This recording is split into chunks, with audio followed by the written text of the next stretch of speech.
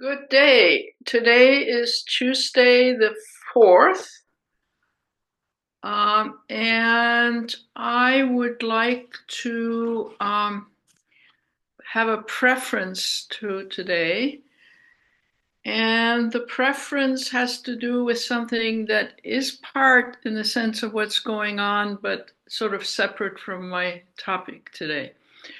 And that is, you may have heard in the news or read in the newspaper that the Musk folks got hold of all the information in the Treasury Department, which pertains to anybody who's ever had any payout, which means, Social Security, but just unbelievable amount of various government aids and support. And so that is one thing. This has been held by one or more, two sometimes very reliable people in the Treasury Department who were the only people that have access. So now Trump himself and the various high school and college students that are working for him also have access to all this material. In addition, USAID, which I'll talk about later, also has information that is considered confidential, which has to do with the money that they hand out to various organizations who then distribute it for health and other things around the world. And there again, there's some very private information that is also now in the public realm, and which can come home to hurt people both in the United States and overseas. If you're upset about this sort of thing, one of the things you can do is, on this issue and some others, is to call and contact your political representatives. Let me give you a telephone number, and you can then say for whom you want to leave a message. The telephone number is 202-224-3121. And if you're upset about any current policy or the assault on privacy, etc., you can talk to whoever your senators and congresspeople are, and or can leave messages. And it's probably a good idea, if you are concerned about any of it, to make contact with the political representatives and say how you feel. So if you have a pen and pencil towards the end, let me give you that number again. So the topic for today is Trump's wrecking ball foreign policy. And so in the overarching sense, what we have gone from in the last 2 weeks is from a policy of globalization, major power with global interests, global concerns, global inputs, and so forth, to a country which has national policy, where the sovereignty of the United States is what the current administration is putting forward, rather than the interdependence of the United States around the world. Let me start with how we started the last 2 weeks. The first thing we did was to withdraw from the World Health Organization. And let me also say that any organization can be criticized and has problems, right? So I'm not trying to whitewash the fact that one can look at an organization and make some critical comments. But in any event, we withdrew from the World Health Organization. The World Health Organization has a chunk of its budget, the American, comes from our money, tax money. And why? Because we were the strongest economy over the years, so our proportion was higher. And yes, there have been criticism about, its COVID policies and other policies. But basically, the World Health Organization is central to the health and well-being and the management of health and diseases worldwide. And if we want to say, which we seem to be saying, well, we don't need to know about any of that. We just mind our own business and our own health departments, which presumptively will now be run by Mr. Kennedy. That we don't need the World Health Organization. What we forget and what is not mentioned, that the World Health Organization also collects information and statistics, and which is the basis not just of World Health Organization policies, but for example, the policies of the United States. So the interdependence that we have between the World Health Organizations and our own various aspects of our own health system is both quite interdependent, and also is absolutely necessary for the United States to make its own health research trajectory, to have information based on worldwide happenings in the health field and so forth. All of that over the years has been what the World Health Organization has been doing, among other things. And if we leave the World Health Organization, we have no access to any of this information, which is very important to not only US domestic policy, but to all of us. So, for example, there has been a positive Ebola case in Uganda in the last few days, right? The information as to whether Ebola is going to spread in Uganda or elsewhere and how to address it very quickly comes not from the United States, but comes through the World Health Organization. And we can talk more about this later on. Then, of course, we also left with the Paris Climate Agreement.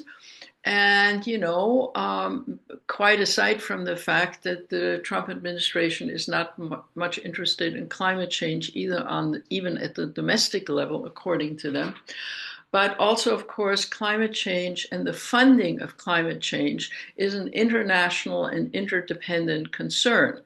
So, for example, at the last Paris climate meetings, one of the big conflicts and policy circumstances had to do with the funding and the money that should be given by the more affluent countries, the industrial countries, to the poorer countries so that they can address climate change.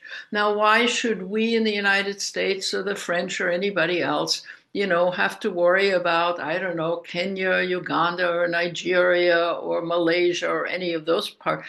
Why don't they take care of their own climate change?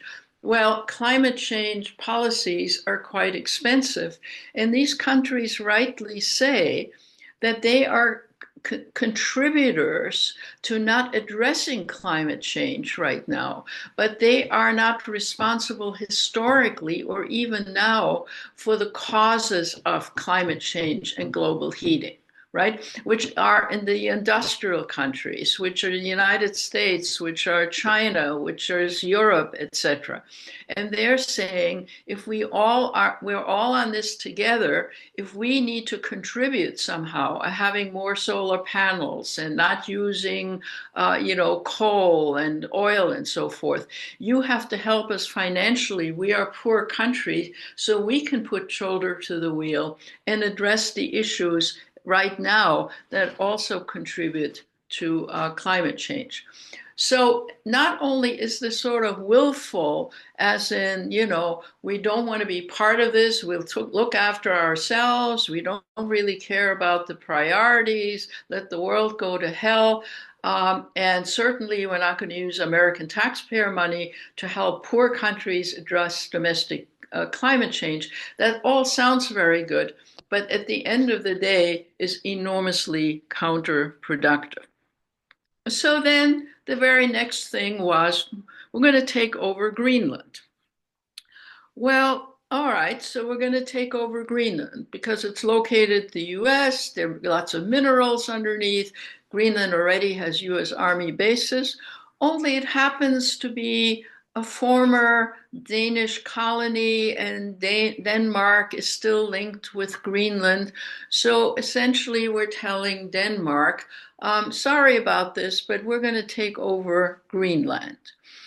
Uh, to put it mildly, the Danes are not happy about this. And the Danes, of course, are part of the European Union. And for the US to just simply unilaterally declare it's going to take over some territory that some European countries has both a history and a present in, you can imagine doesn't go down particularly well. Then you say, well, the Trump administration doesn't care what others think of us. America first, we're going to look out after our welfare. Let me then say that we are more interdependent in a variety of areas with Denmark, which is a small little country than we might imagine. Denmark has one of the largest pharmaceutical company in the world, and that pharmaceutical company happens to produce a very large chunk of diabetes medication, right? And it also has a branch in the United States.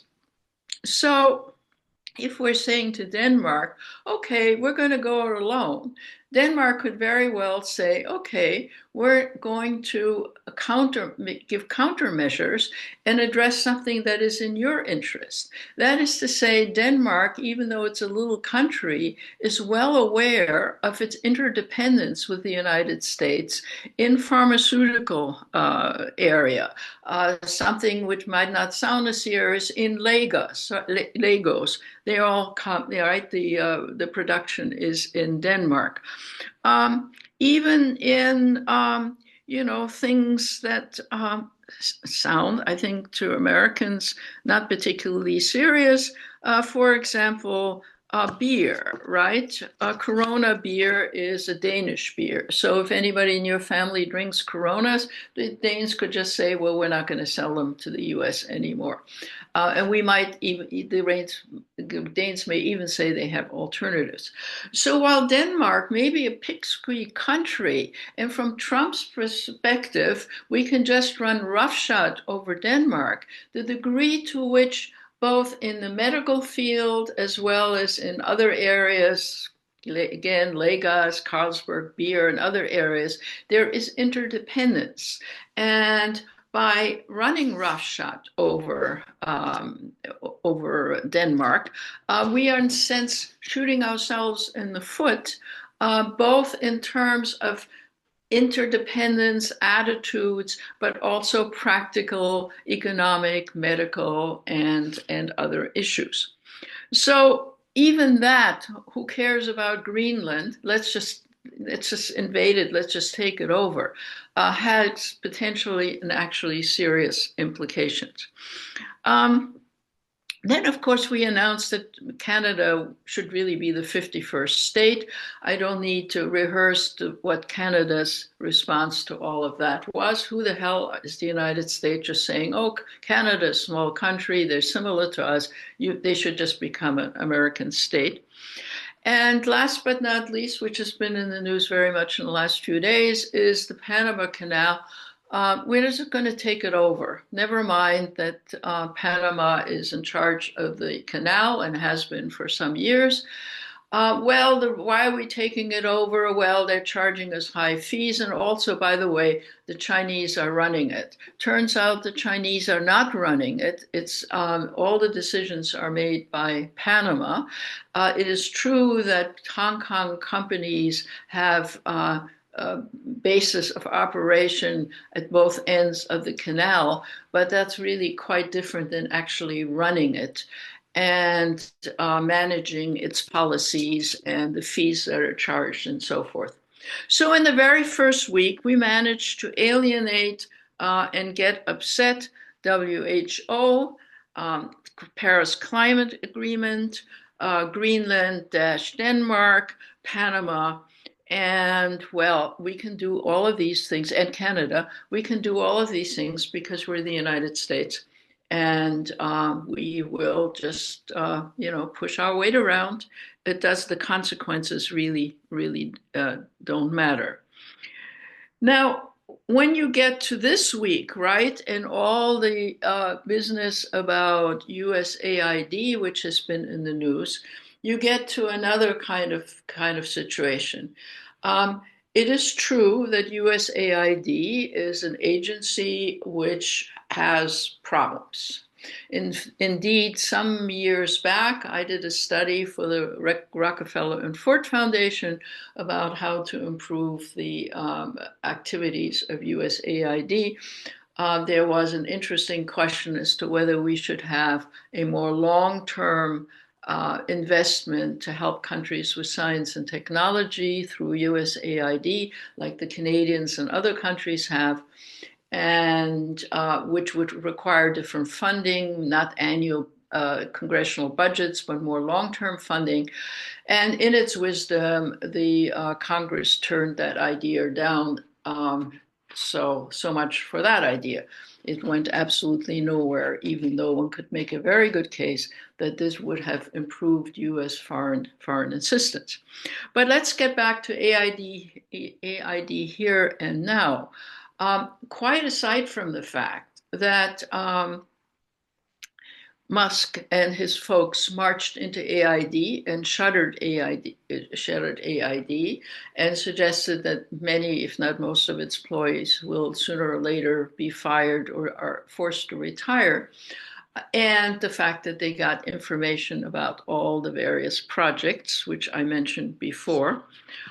You have a situation where most of the funding of AID is not, in fact, managed by on a daily basis by the people who work at USAID, but rather is handed out to various non-governmental organizations who then manage the project, right? So let's say in the health field, Congress allocates a budget to USAID. It, in its own policies, then allocates a chunk of that budget for, let us say, venereal disease management, or addressing TB, or addressing HIV in various countries, right? Now, there again, you can argue that some of these contractors are less efficient or reliable than others, but in general, almost all the USAID money goes out the door of USAID into projects that are managed by not the US government, but rather by various groups, medical groups, agriculture groups, and so forth. Is the system 100% efficient? No, it's not, because sometimes the groups that get funded are not terribly efficient and so forth. But still, in all, the projects address important agriculture and health issues and so forth. So that has all now been frozen for 90 days. Now you say, well, sometimes if you are examining things and want to build efficiency, you might have to freeze projects. But look at what the freezing projects in midstream means. For example, a project under USAID, which funds the medical supplies of people who have AIDS, okay? And you can take a specific country. I don't want to bore you with it. Let's say South Africa. A chunk of South African medication for people who are AIDS positive comes through a project funded by USAID. You can't just stop that for 90 days, because if you do, the people that have AIDS will die, right? So people's lives are actually at risk at the moment. By now you say, well, maybe Europeans or others can jump in, but not so fast. Not providing medication for people with chronic diseases can have the outcome of death, right? Rather than just inconvenience of one kind or another. So, what is happening by freezing everything? Some things can be frozen, wait a while, examine it, re examine it, and something. But there are projects which, if frozen, and they're frozen at the moment, will have dire life and death consequences for all kinds of people in the world. And blithely saying, oh, well, we're just freezing it while we're looking at it for 90 days is no answer at all. You might want to look at it for 90 days, but not by freezing it, which leads all kinds of important medical, economic, environmental projects all of a sudden open and in disarray. And in many cases, you can't put the genie back in the bottle again if the persons have died, or if the water is now polluted, or if, any other kinds of circumstances. The animals are not vaccinated for animal diseases and the herds die and so forth. So I can go through a large litany of how something like USAID, if you say, well, let's just freeze it and see what we find. And in the meantime, maybe, the State Department can look at it and see whether things are efficient or inefficient. My argument here is that even if you argue that there are inefficiencies in various departments of the US government, which indeed they are in all departments of all governments everywhere, and that you want to address some of them, and you want to address them in terms of whether or not the budgets are used positively and have the consequences they were intended. What you can't just do is to stop and saying, stop the train. And then, well, maybe in 90 days we'll decide to do X or Y again. Or get rid of the whole agency. So there's one of the arguments made right now that USAID is really not a necessary agency. You can just make it a department of the State Department.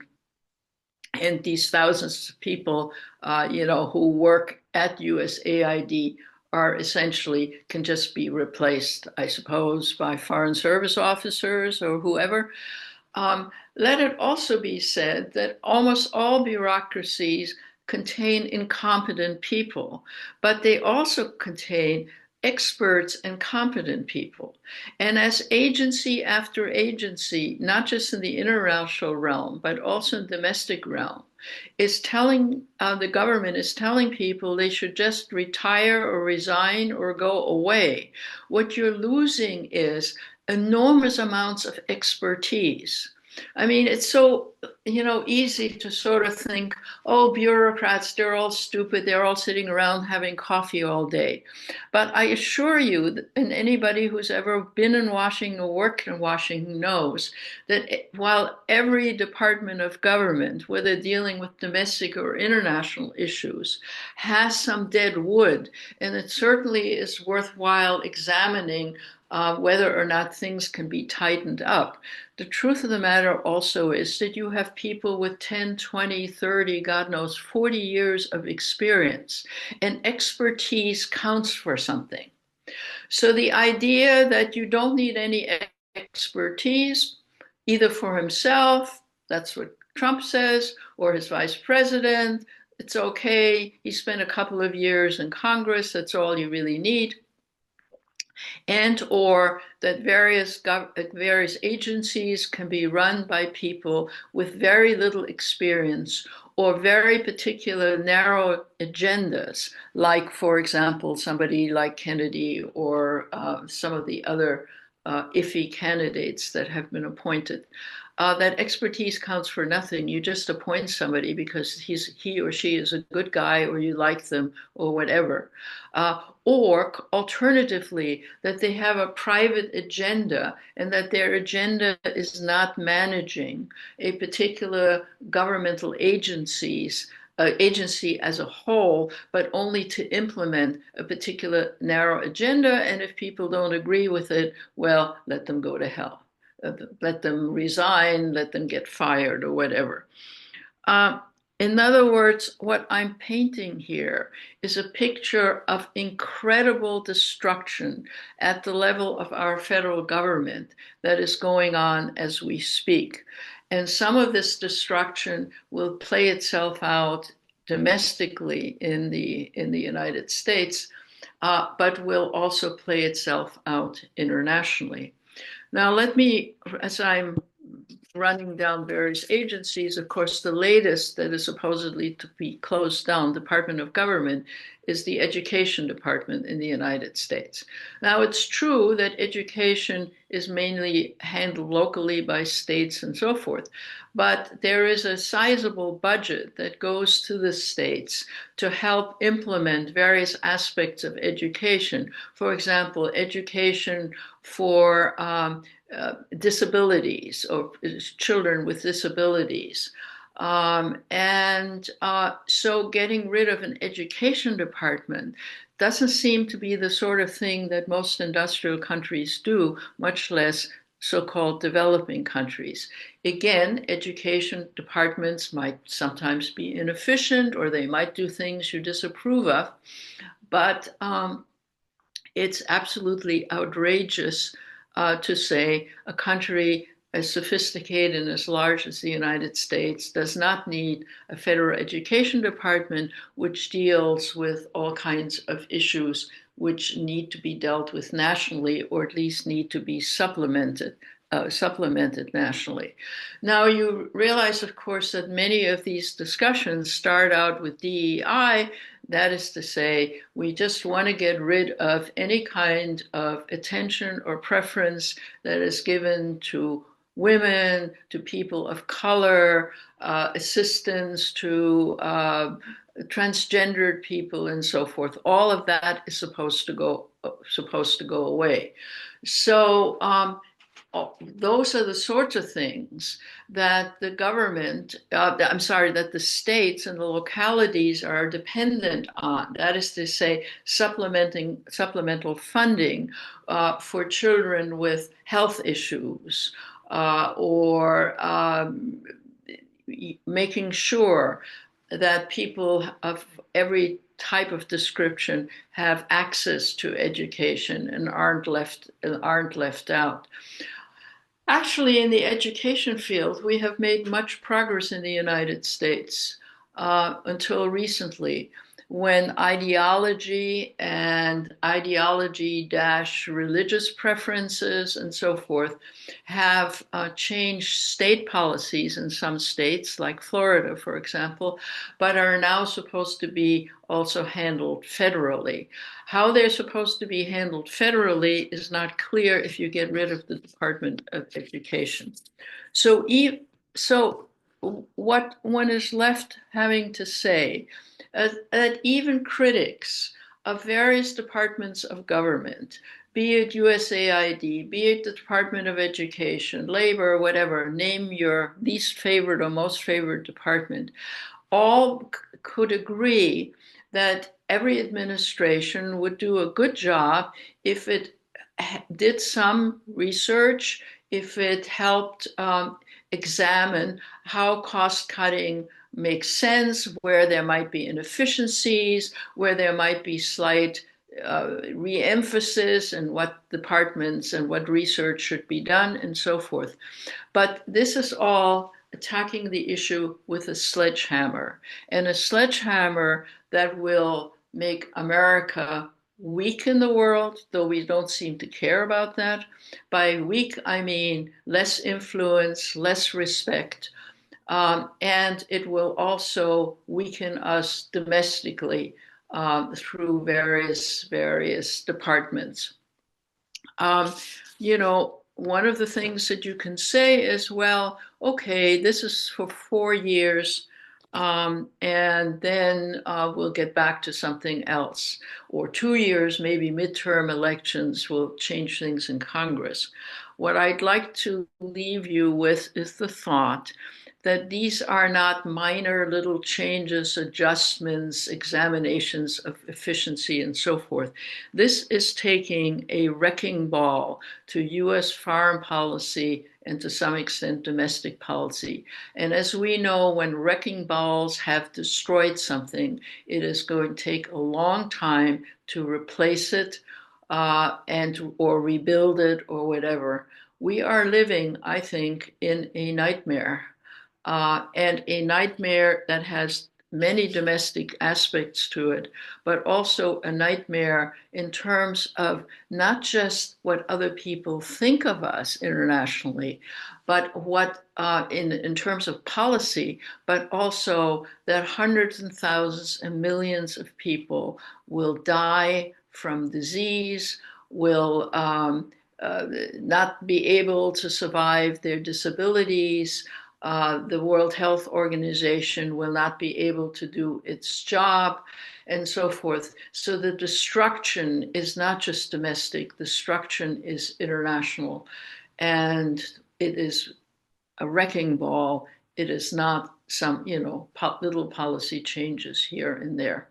Sorry to have been so negative, but let me then again say, if you want to communicate with your senators or congresspeople, you can call 202-224-3121. And you can leave messages, you can talk to people. But I think this is the time we should not shrink into our own little corners, but rather mobilize ourselves to speak up, which is very much what authoritarian governments do not want us to do. Thank you very much, and I'll see you in 2 weeks.